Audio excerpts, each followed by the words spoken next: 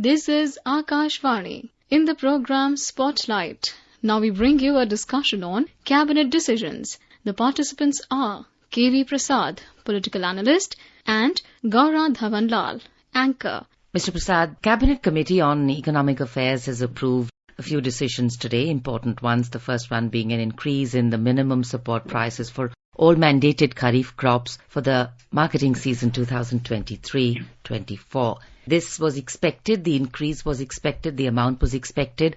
What are your views on how this decision has come about? This is a very welcome. It's something always the farm sector looks forward to, because before the Kharif season begins, the marketing season begins, the farmers and the growers, agriculture, those who are dependent, are very clear as to what kind of remuneration they can expect for the produce they're going to make. And this produce includes, if you look at the kind of announcements that have come out today, it comes in the basic food grains, which all of us consume, paddy in particular. Then it looks at the coarse grains that is being promoted at a very good clip.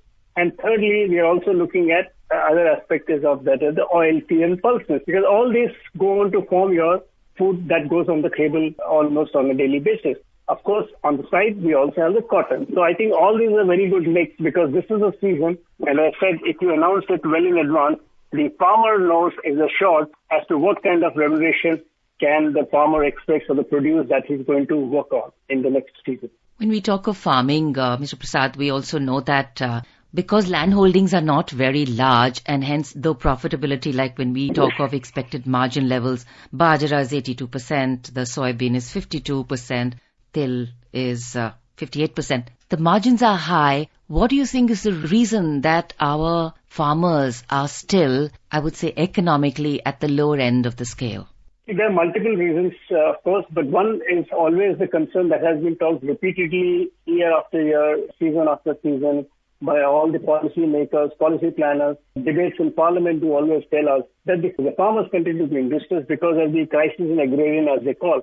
There are multiple reasons. Of course, one of them has always been a factor is the remuneration that the farmers get for the produce. That has been always been flagged as one of the reasons. The other include the reach of the produce and the infrastructure issues that come attendant to it. But most importantly, I think what has been worked at by experts, including the field of agriculture, is to look at the kind of cost input, because that's how do you calculate cost, and probably that has been an issue that has bothered how do you work on it. So over a period of time, they have now included how do you calculate cost, which includes cost of the kind of labor that goes into the farm sector, the kind of machines, the kind of the milch cattle or the other cattle that works on it, or the other expenditure, whether it's for use of irrigation, it's for fertilizers, implementation, so on and so forth, including a value of family labor. So all this has been worked out. Of course, there is no uniform pattern, but you can have an average work, and that is one reason, I think. But then distress is beyond this. There are many other factors. Some social factors have also been attributed to it.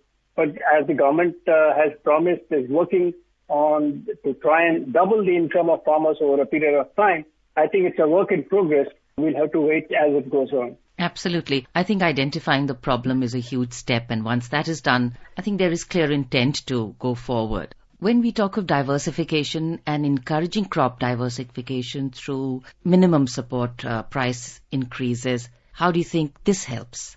The diversification has again been a long-pending issue that the Indian agriculture community and the policymakers have been looking at, because over-dependence on food grains by a certain section has led to its own share of problems. For instance, we all know in Punjab we had a problem of waterlogging, salinity and other things coming up, and also overdrawing of water.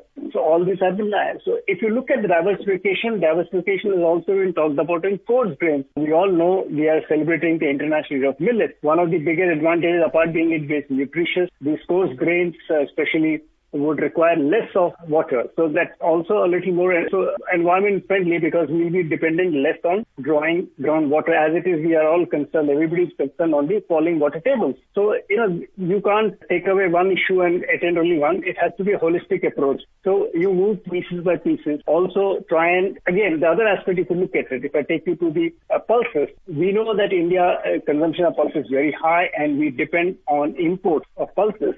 Just about a week ago, there were some statistics available in one of the newspapers which talked about that there has been a fall in the rate of import of the volume of pulses. But then if you look at the details, some pulses continue to remain high, whether it is tur dal or arhar dal remains high. But something like masoor probably has fallen. So we have these things where governments and policymakers look at these issues that they come up, take a long-term view, and then try and moderate the thing. A, to encourage farmers to go for this because it helps you for bring down the cost of your import bills to feed our teeming millions. And two, ensure there is a healthy availability of the product which the people are consuming, including oil seeds. And do you think, Mr. Prasad, that minimum support prices are increased, or the proportion of increased somewhere plays an important role in balancing the production of profitable crops vis-a-vis essential crops? Well, that again is a debate, and I've heard debates after debates in Parliament contending, taking different viewpoints on whether MSP. But MSP has come to stay as a possible point at which the farmers may be encouraged to go in for the kind of products that kind of produce which the policymakers and planners expect the farmers to be A, remunerative enough to go and look for it, and B, continue to support them, because there are two things. We talk of security. Now, food security is one of the biggest things that the country wants. For last almost 40 decades, we are looking at self-sufficiency in food grains. Today, we are enough, so much so that at some point of time, we could even export. Stopped it for reasons post-pandemic COVID issues. But yes, within the country for the last, in the post-COVID phase, almost 80 crores food grains supported to people who need it. So we need these kind of things. MSP does help, but is MSP a end-all or be-all? I really have no idea, but I only heard debate in Parliament arguing both sides of the thing. But for this, one says that we have the CPAC, which is the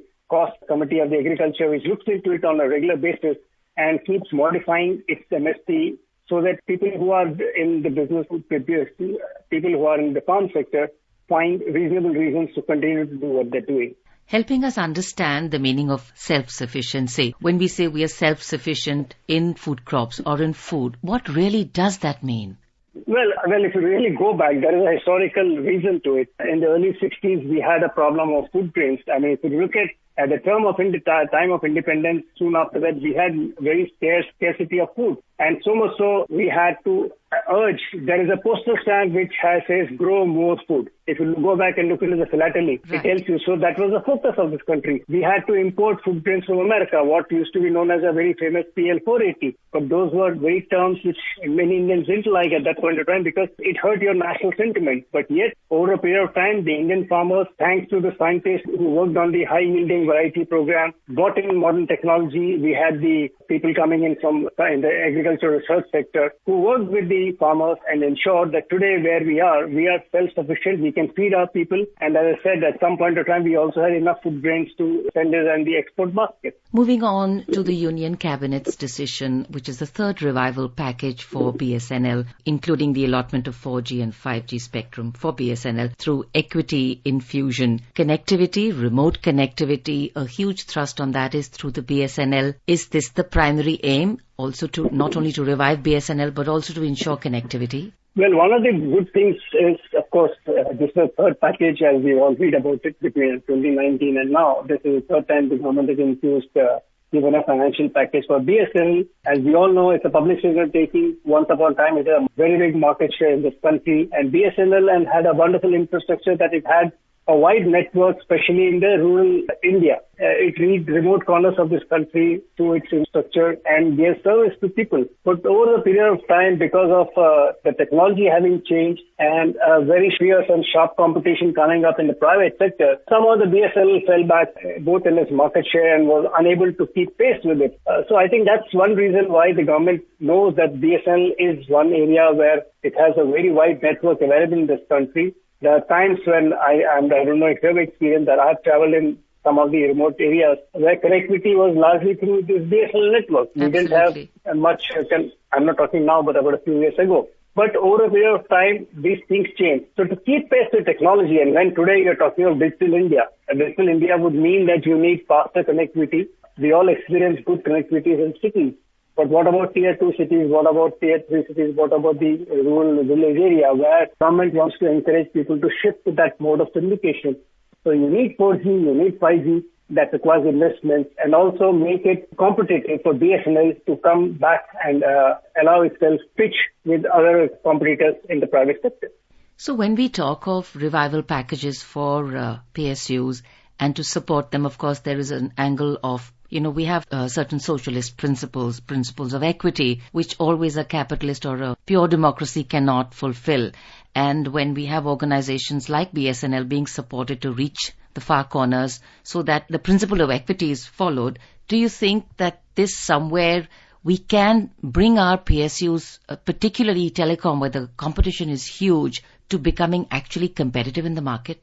Well, as I said, there's no easy path, number one. But you have to look at the flip side of it.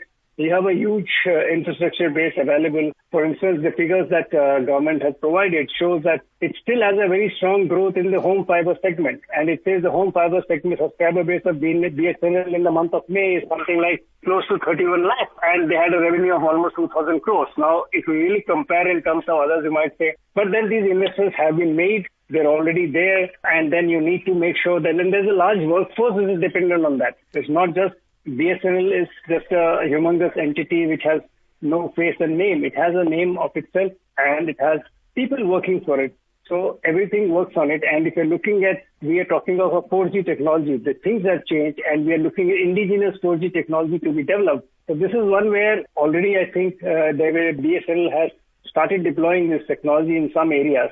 It's a question of only rolling it out across. And once, as I said, the advantage of a wider network, it will be easy for BSNL to compete. But I'm not saying it's going to be very easy. At least they have a toehold to move forward. Moving on to the other decision, which is, of course, Delhi NCR connected about approving investment in metro and connectivity. When we look at urban travel and transport, we've traveled a long way. The role of the metro and the investment that we are putting into it, do you think that in terms of how we are, the rate at which we are putting it is sufficient to cope with the increasing number of people dependent on it?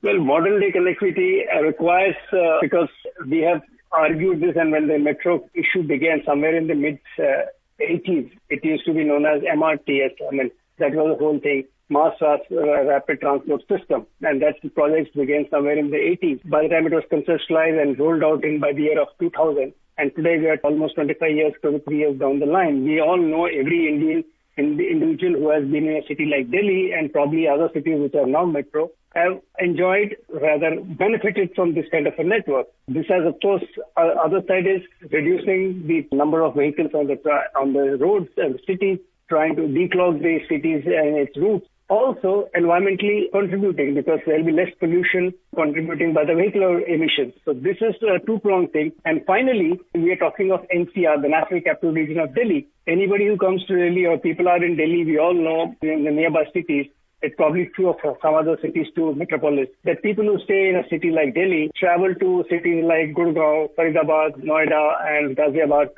for the daily work, or vice versa. So this is a continuous seamless travel. This provides a seamless travel without any issue, comfortable travel. And third, there is some international studies which has been done several years ago which says for a network to be effective, city connecting metro network should have something like 400 kilometers to make it effective, to make a dent.